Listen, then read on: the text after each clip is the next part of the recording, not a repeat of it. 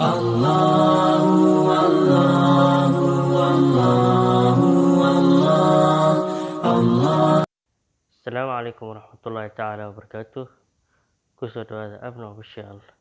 insha Allah muuqaalkan waxaan kaga sheekeyn doonaa sidaad u noqon lahayd hotel manager ama wax loo yaqaan maareeye hotel. Haddaba xirfadani waa xirfad aad ugu muhiim ah hoteelada internationalka, hoteelada localka, waana laga maarmaan inaad basic ahaan wax un aad ka fahansan tahay wax loo yaqaan cilmul idaara ama cilmiga maamulka ama management science. Maareeye hotel waa qof mas'uul ka ah maareynta maalinlaha ah ee hoteelka iyo shaqaalihiisa. Maamulayaasha hoteelka ayaa mas'uul ka ah maareynta shaqaalaha iyo qorsheynta, suuq-geynta iyo isku-dubaridka iyo maamulka adeegyada hoteelka sida adeegyada cuntada iyo hoyga. Maamulayaasha hoteelada ayaa mas'uul ka ah hubinta dhammaan adeegyada hoteelka si habsami leh inay u socdaan, weliba si guul leh.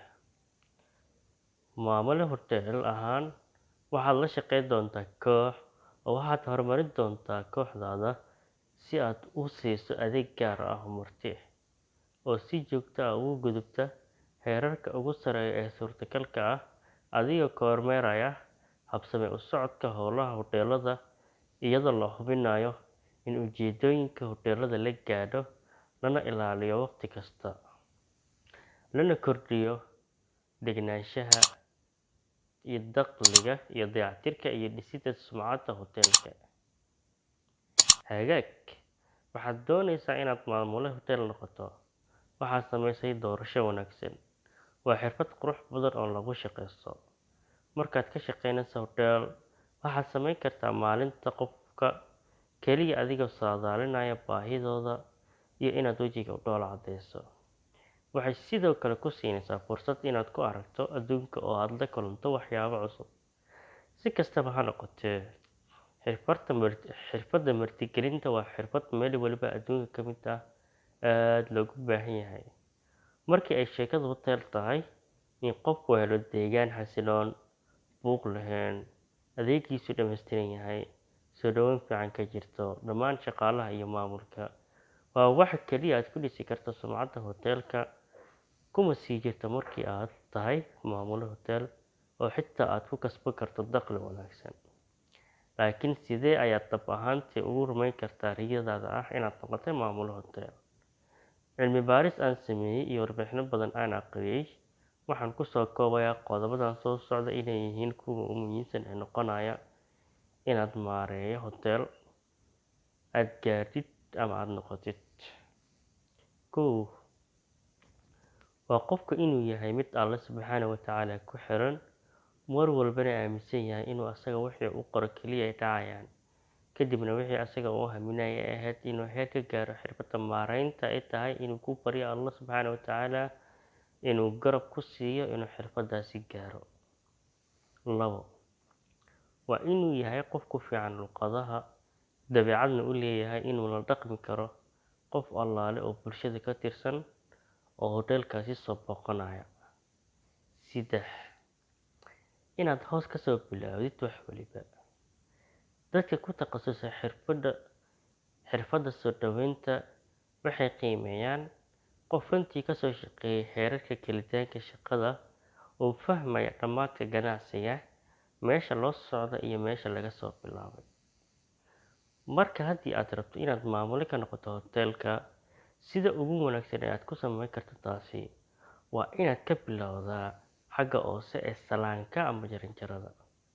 Taasi waa sababtoo ah haddii aad maamuli doontid hotel, waa inaad fahamtaa waxa ka dhigaya hoteelkaaga hotel weyn. Shaqaalaha ka dhiga qolalka kuwo nadiif ah ka hor inta martida cagta soo galin. Qofka hoteelka soo galaya in albaabka hore lagu soo marxabeeyo. Kadib qofka receptionist-ka si furnaan leh hoteelka ugu soo dhaweeyo qofka martida ah. Kadib shandada ama boorsada loo qaado qofka martida, weliba iyadoo la isugu darayo qosol iyo dhoola caddeyn. kadibna si wanaagsan lagu wareejiyo furaha qolka uu hoteelka ka degnaanayo. Kulligoodba waxay gebi ahaanba muhiim u yihiin khibradda martigelinta ee wanaagsan. Haddii aad ka soo shaqeyso dhammaan shaqooyinkaas, aad ayay u fududahay inaad hoteelka maareyso, aadna fahamto baahiyaha ay dadka martida ku ihi ay u baahan yihiin. 4.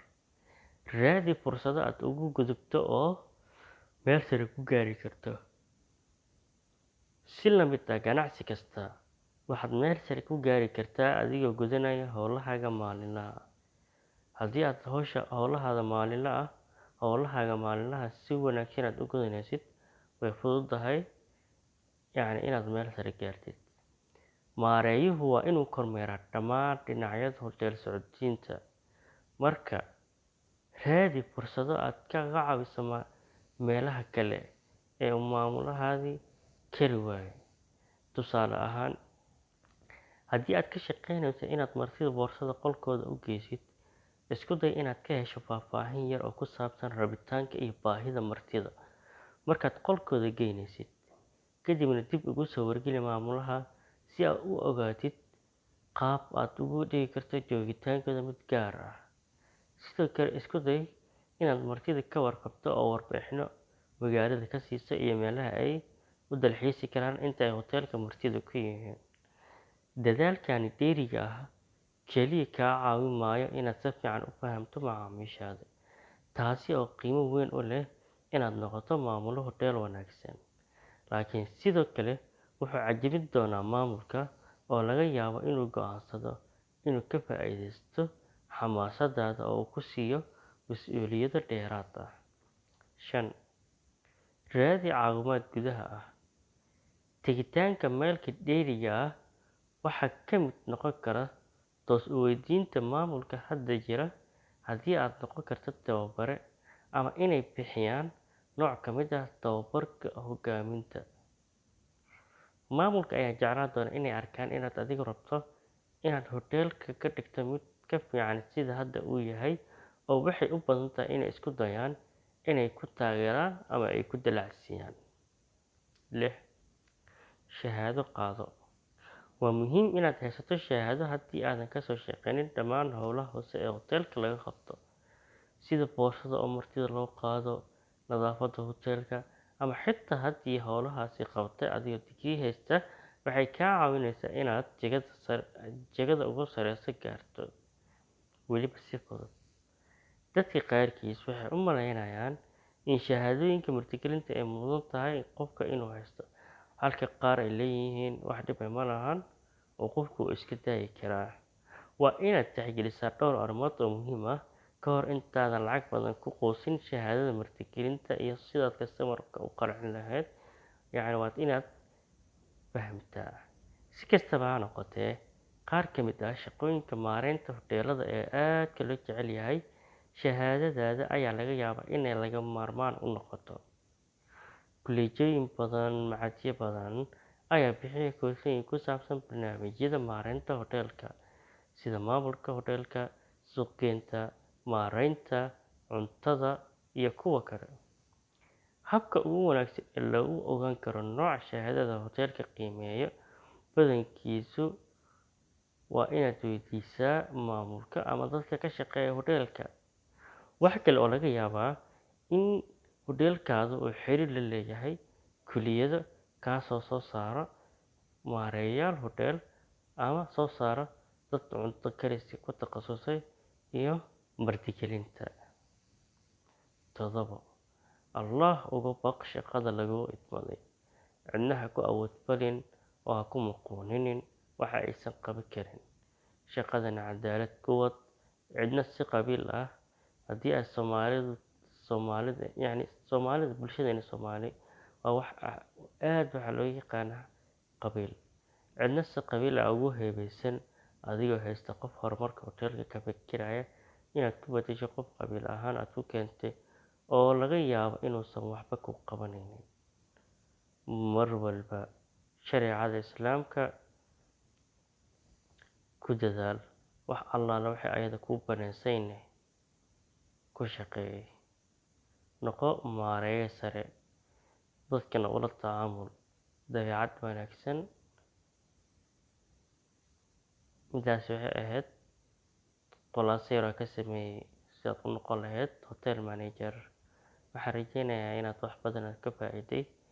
Fadlan haddii uu muuqaalka ku cajabiyey, insha Allah subscribe saar channelkayga si ay kuu soo gaaraan muuqaalada cusub. Hadduu Alla idmo insha Allah.